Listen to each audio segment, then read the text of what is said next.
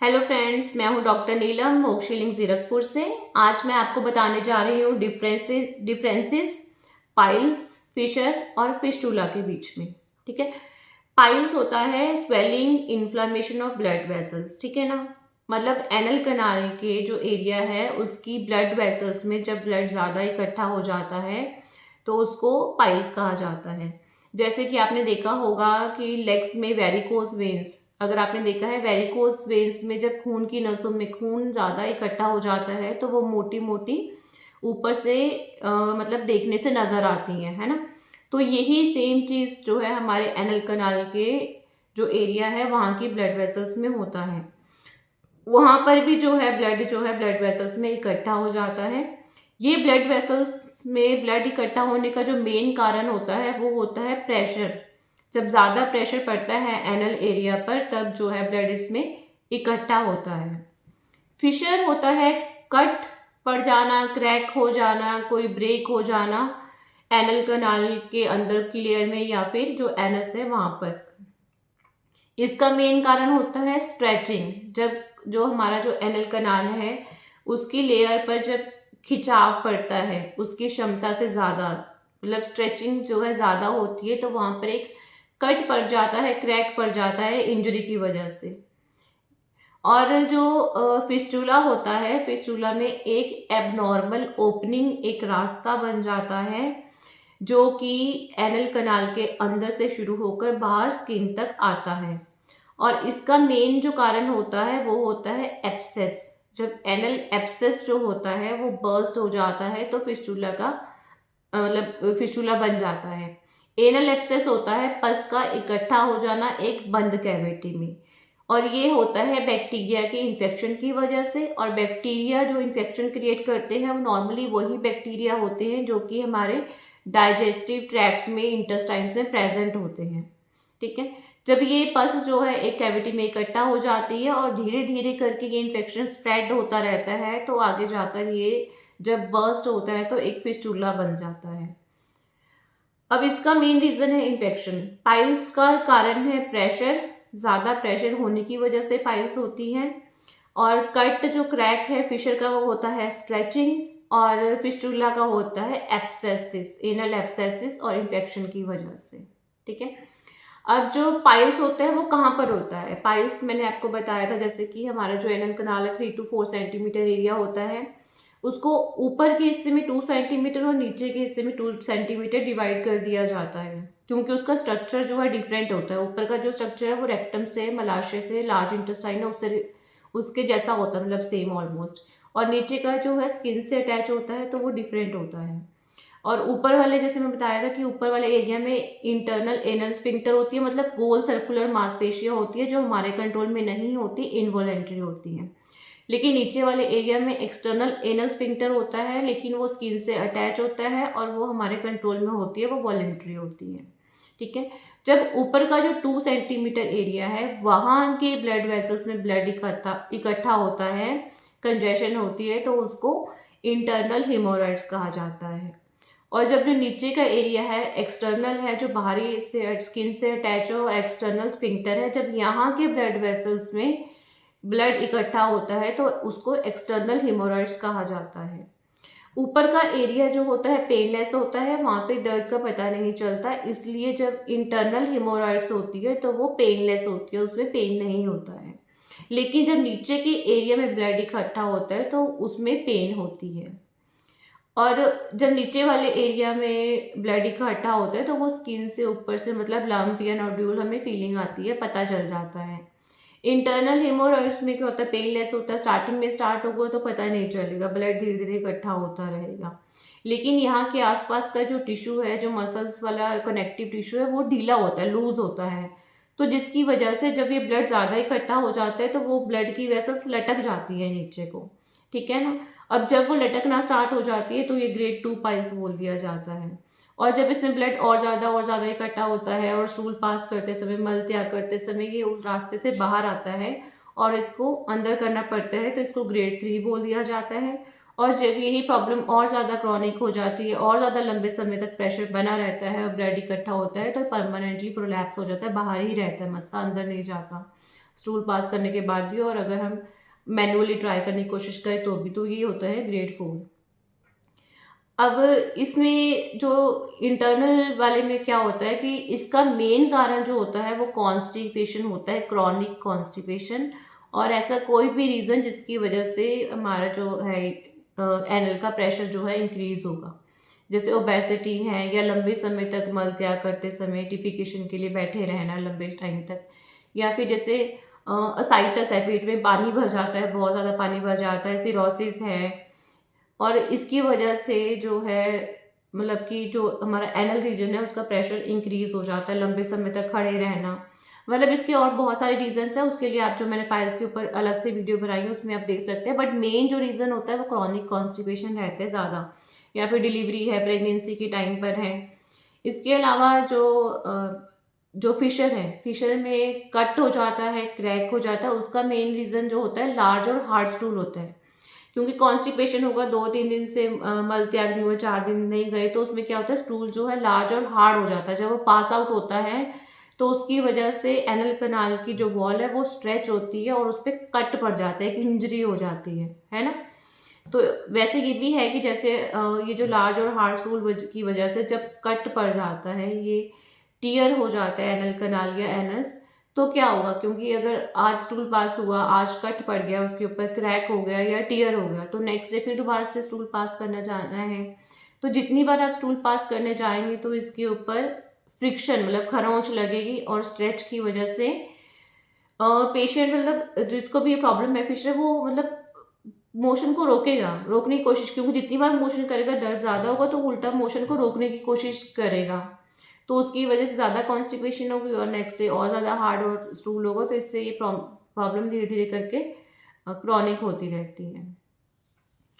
अच्छा, और फिस्टुला में क्या होता है, फिस्टुला में जो एब्सिस होते हैं वो मोस्टली स्टार्ट होते हैं बीच के एरिया में, जैसे एनल कनाल मैंने बताया कि ऊपर का 2 सेंटीमीटर, नीचे का 2 सेंटीमीटर। जो बिल्कुल बीच का एरिया होता है वहाँ पे होते हैं glands, anal glands. Anal glands होते हैं, तो ये डक्ट जो होता है म्यूकस सिक्रीट करते हैं, और डक्ट के थ्रू ये म्यूकस जो है एनल कनाल के जो ल्यूमन है उसमें आता है अंदर। अब क्या होता है, ये जो डक्ट्स हैं ये ब्लॉक हो जाती हैं। डक्ट ब्लॉक होने की वजह से जो है बैक्टीरिया जो है इजिली यहाँ पर इन्फेक्शन क्रिएट करते हैं, और धीरे धीरे करके यहाँ पे पस फॉर्मेशन हो जाती है बैक्टीरियल इन्फेक्शन की वजह से। ये पस जो है धीरे धीरे करके इंक्रीज होती रहती है, इंक्रीज होती रहती है।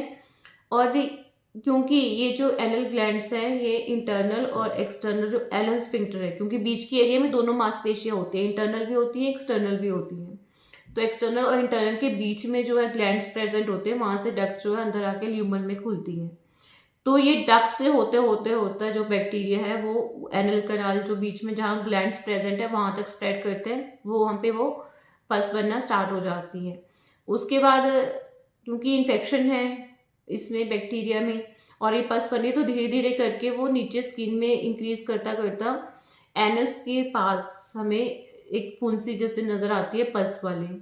और जब इसमें से ये बर्स्ट हो जाता है, पस ज़्यादा बनती है, तो नेचुरल सी बात है जैसे हमारी स्किन पे पस वाली फुंसी होती है, धीरे धीरे करके पस बनती है, और एक टाइम मतलब जब वो बर्स्ट हो जाती है, फट जाती है। सेम यही प्रोसेस ऐसे ही होता है कि जब एनल एब्सेस है वो स्प्रेड होता होता स्किन तक पहुंच जाता है, और स्किन के ऊपर वाली जो लेयर है उससे हमें पस वाली फुंसी की तरह वो नज़र आता है, फोड़े की तरह। और एक टाइम ऐसा आता है कि वो बर्स्ट हो जाता है, वो रास्ता जो है वहाँ पे परमानेंट बन जाता है, क्योंकि एब्सेस जो बनना शुरू हुआ था वो एनल कनाल के अंदर के रास्ते से शुरू हुआ था, वहाँ से एनल ग्लैंड्स के बीच में गया स्फिंक्टर से, और उसके बाद स्फिंक्टर को क्रॉस करते हुए नीचे स्किन तक वो अपना रास्ता बनाता है। तो जब यहाँ से पस जो है वो बर्स्ट हुआ, पस रिलीज हो जाती है, तो जितनी बार हम स्टूल पास करते हैं तो उसमें से जो है फीसिस जो है उसमें स्टूल जो है धीरे धीरे करके उसमें एंटर होता है, जो कि बार बार इन्फेक्शन क्रिएट करता है और पस बनाता है उसमें, ठीक है ना। अब ये है तीनों में डिफरेंस बेसिकली, पाइल्स में, फिशर में और फिस्टुला में। लेकिन फिस्टुला का मेन रीज़न जो है वो एब्सेस है, बैक्टीरियल इन्फेक्शन है, और जो फिशर में है वो है अपना लार्ज और हार्ड स्टूल। बाकी और रीजंस भी है, कॉन्स्टिपेशन है क्रॉनिक, और पाइल्स में भी क्रॉनिक कॉन्स्टिपेशन है, ठीक है। अब इसमें सिम्टम्स में क्या क्या डिफरेंसेस है, क्योंकि पाइल्स में जो है ब्लड वेसल्स में ब्लड इकट्ठा है, तो नेचुरल सी बात है कि जैसे इंटरनल हिमोरॉइड्स है, पाइल्स है ना, उसमें ब्लड जो है ब्लड वेसल्स में इकट्ठा हो गया और वो लंप सा बन गया जो लटक रहा है। अब अगर हार्ड स्टूल आया या फिर क्रॉनिक कॉन्स्टिपेशन हुई तो अगर उसकी जो स्टूल की जो है फ्रिक्शन या उसकी रगड़ लगने की वजह से अगर वहाँ पर स्क्रैच पड़ता है, कोई इंजरी होती है, तो ब्लड जो है ज़्यादा लीक होगा, ब्लड ज़्यादा आएगा क्योंकि ब्लड वेसल्स में ब्लड बहुत सारा इकट्ठा हो रखा है। तो इसलिए पाइल्स में जो है ब्लड ज़्यादा आता है, ब्लड की क्वांटिटी जो है ज़्यादा होती है, इसीलिए पेशेंट में एनीमिया भी होता है, जिनको जो ब्लड लॉस ज़्यादा होता है। और फिशर में क्या है, क्रैक है, एक कट पड़ गया। अगर हमारे हाथ में कोई कट पड़ जाए, अब हाथ है हमारा, यहाँ कट पड़ा हुआ है, अगर उसको हम प्रेस करेंगे या उसके ऊपर बार बार रगड़ेंगे तो दर्द ज़्यादा होगा ना। तो ऐसे ही जब ये कट पड़ता है एनल कनाल पे या एनस पे, तो जितनी बार हम स्टूल पास करते हैं उतनी बार उसकी रगड़ लगने की वजह से, फ्रिक्शन की वजह से वो जो है चोट में पेन होगा बहुत ज़्यादा। इसमें पेन ज़्यादा होगा और पेन उस टाइम ज़्यादा होगा जिस टाइम उसको हम रगड़नेंगे स्टूल पास करते टाइम, क्योंकि रगड़ लगेगी तो दर्द ज़्यादा होगा और स्टूल पास करने के बाद घंटों इसमें दर्द रहता है। लेकिन पाइल्स में उतना पेन नहीं होता जितना कि फिशर में होता है। और इसमें जो है ब्लड जो है कम आएगा, मतलब ऐसा नहीं कि पाइल्स में जैसे बहुत ज़्यादा ब्लड है, पेशेंट को एनीमिया हो गया, बट जो फिशर है उसमें ब्लड बहुत ज़्यादा नहीं होगा क्योंकि स्टूल पास करा, वो क्रैक थोड़ा सा खुल गया तो हल्की सी ही ब्लीडिंग होगी उसमें, बहुत ज़्यादा नहीं, लेकिन इसमें पेन और बर्निंग जो है ज़्यादा होगी। फिस्टुला में क्या होता है, फिस्टुला में हैवीनेस लगता है और जो एनल रीजन पे, क्योंकि वो अंदर से एब्सेस शुरू होता होता बाहर तक आया है, तो जहाँ भी एब्सेस बनता है उसकी वजह से एनल रीजन में भारीपन सा रहेगा। वो भी काफ़ी लंबे टाइम से हुआ क्योंकि फिस्टुला एक दिन में तो बनता नहीं, उसको सालों लग जाते हैं।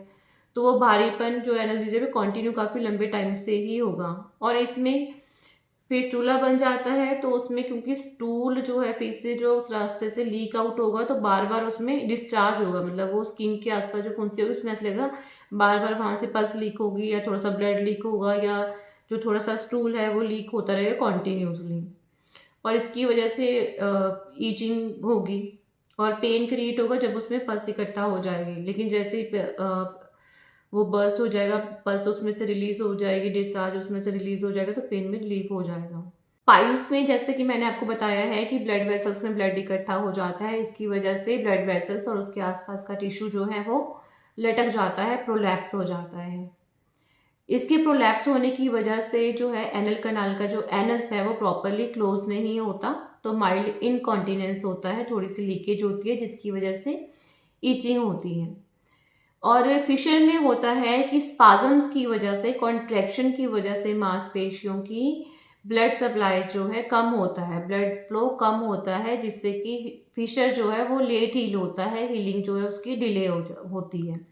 तो पाइल्स में जो है ब्लड सर्कुलेशन ज़्यादा होता है, ब्लड फ्लो ज़्यादा होता है, लेकिन फिशर में ब्लड फ्लो कम होता है। और जो ये जो मस्सा बनता है, जो वाट है या नोड्यूल है जो प्रोलैप्स हो गए हैं, एक टाइम ऐसा आता है कि जो प्रोलैप्स हुआ है और ये एनस के बाहर लटक रहा है, तो एक टाइम ऐसा आएगा कि जब मांसपेशियों की कॉन्ट्रैक्शन की वजह से, स्पाजम की वजह से इसकी ब्लड सप्लाई रुक जाती है, जिसको स्ट्रैंगुलेशन कहा जाता है। स्ट्रैंगुलेशन का मतलब क्या है, जैसे वो देखो ना फांसी दे दी जाती है गले पे, रस्सी बंधी और ब्लड सप्लाई रुक गई और खून जो है बंद हो गया पूरी बॉडी का सप्लाई होना, तो यही चीज़ इस मस्से में होती है। जब ये लटकता है बाहर को तो हमारा जो एनस होता है, गुदाद्वार होता है, उसकी मांसपेशियां इतनी जोर के सिकुड़ती हैं कि इसकी ब्लड सप्लाई जो है वो रुक जाती है, बंद हो जाती है। ऐसा एक तो हो गया कि स्ट्रैंगुलेशन हो जाती है, इसमें सेकंड थ्रोम्बोसिस। थ्रोम्बोसिस मतलब खून की नसों के बीच में एक धक्का जम जाता है। ऐसा इसलिए होता है कि जब भी जो है खून इकट्ठा होता है और उसका जो फ्लो है वो स्लो होता है, तो हमारे ब्लड वेसल्स में दो तरह के फैक्टर होते हैं, एक तो वो जो धक्के को जमाता है, दूसरा वो जो धक्के को नहीं जमाता है। तो इन दोनों के बीच में इम्बैलेंस हो जाता है। नॉर्मली जैसे हमारे हाथ में कोई कट लगता है तो हमारे खून की नसें सिकुड़ जाती हैं ताकि ब्लड वहाँ पर ज़्यादा लॉस ना हो। और सेकंड होता है ये कि हमारे ब्लड के बीच में जो प्लेटलेट्स होते हैं वो वहाँ पर इकट्ठा हो जाते हैं जहाँ पर चोट लगी होती है, और उसके बाद हमारी बॉडी का सेकंड मैकेनिज्म होता है जिसके कारण कि वहाँ पे थ्रोम्बिन आकर इकट्ठे हो जाते हैं और वो क्लॉट को परमानेंट कर देते हैं। और उसके बाद हमारी बॉडी जो है उसके नीचे वो ये नॉर्मल जो इन्फ्लामेशन होती है, जो हीलिंग प्रोसेस है वो होता है। लेकिन ये चीज़ इसलिए होती है क्योंकि हमारी बॉडी में ब्लड वेसल्स के जो सेल्स होते हैं वो दो तरह के फैक्टर रिलीज करते हैं। एक फैक्टर बोलता है कि यहाँ पे रिक्वायरमेंट है क्लॉट बनाने की, तो यहाँ पे क्लॉट बनाओ, यहाँ पे एक लेयर बनानी है। और दूसरा फैक्टर जो है वो बोलता है लेयर नहीं बनानी। तो इन दोनों का बैलेंस बॉडी बना के रखती है। अगर इसमें इम्बैलेंस हो जाता है तो हमारी बॉडी में क्लॉट बनता है ब्लड वेसल्स के बीच में। तो ये ब्लड इकट्ठा होने की वजह, क्योंकि ये वेन्स में होता है और वेन्स में डीऑक्सीजनेटेड ब्लड होता है, तो जब ये ब्लड इसमें इकट्ठा हो जाता है, कंजेशन होती है, तो इसमें उडीमा होता है एक तो, क्योंकि खून की नसों में खून इकट्ठा हो रहा है, वो फूल गई हैं, तो नेचुरल सी बात है कि ब्लड उसमें से निकल के साइड्स के टिश्यूज में जाता है। हाइड्रोस्टैटिक प्रेशर जो है बढ़ जाता है, क्योंकि खून की नसों में जब ब्लड इकट्ठा हो जाएगा तो वो वॉल्स में से लीक होकर आसपास के टिश्यूज में इकट्ठा होगा, तो उसकी वजह से स्वेलिंग होती है, उडीमा होता है। तो इसीलिए इसमें स्वेलिंग आसपास के टिश्यूज में, एनल रीजन में आसपास हमें जो है स्वेलिंग और उडीमा जो है साफ साफ नजर आता है। और इसमें जो पाइल्स है, पाइल्स जो है देखने से ही पता चलता है, इसमें कोई एमआरआई, कोई अल्ट्रासाउंड करवाने की ज़रूरत नहीं होती। लेकिन फिस्टुला में जो है एमआरआई और फिस्टुलोग्राम करवाते हैं तो ही डिटेल पता चलती है।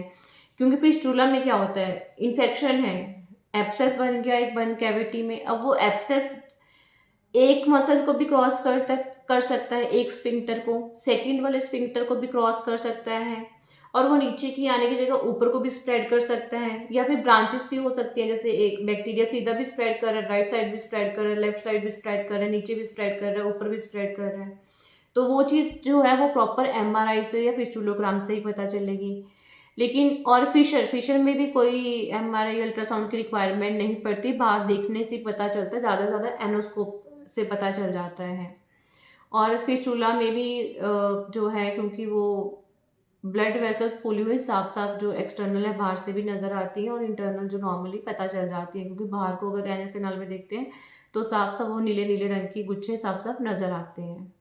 जो फिस्टुला है उसके लिए एमआरआई फिस्टुलोग्राम करवाना पड़ता है। लेकिन इसमें भी ये भी हो सकता है कि फिस्टुला ओपन हो, मतलब बाहर से अंदर तक ओपनिंग बन चुकी है, ऐसा ज़रूरी नहीं। कंप्लीट भी हो सकता है, इनकम्प्लीट भी तो हो सकता है कि एब्सेस स्टार्ट हुआ लेकिन पूरा जो है वो रास्ता नहीं बना, मतलब एनल कनाल से अंदर से रास्ता है लेकिन वो बाहर अभी स्किन तक नहीं पहुंचा, ऐसा भी तो हो सकता है। इनकम्प्लीट भी तो हो सकता है, क्योंकि कंप्लीट वो तब होगा जब पूरी वो ओपनिंग और रास्ता बन चुका होगा। तो ये एमआरआई या फिस्टुलोग्राम से ही पता चलेगा। और जो फिशर है उसमें तो क्रैक होता है, और लेकिन वो पेनफुल होता है, तो वो मतलब एग्जामिन करने से ही पता चल जाता है कि हाँ इसमें फिशर है। अब जैसे क्रॉन्स डिजीज़ है, जहाँ भी इन्फ्लामेशन होगी तो इन्फ्लामेशन में फिस्टुला भी हो सकता है और क्रॉन्स डिजीज़ भी, मतलब सॉरी, क्रॉन्स डिजीज़ में फिशर भी हो सकता है और ये फिस्टुला भी हो सकता है, दोनों हो सकते हैं। तो ये था मेरा थोड़ी सी कोशिश आपको समझाने के लिए डिफरेंसेस पाइल्स, फिशर और फिस्टुला के बारे में। फिर भी आपकी कोई क्वेरी है, आपका कोई क्वेश्चन है तो आप मुझे व्हाट्सएप कर सकते हैं, कॉल कर सकते हैं। Thank you.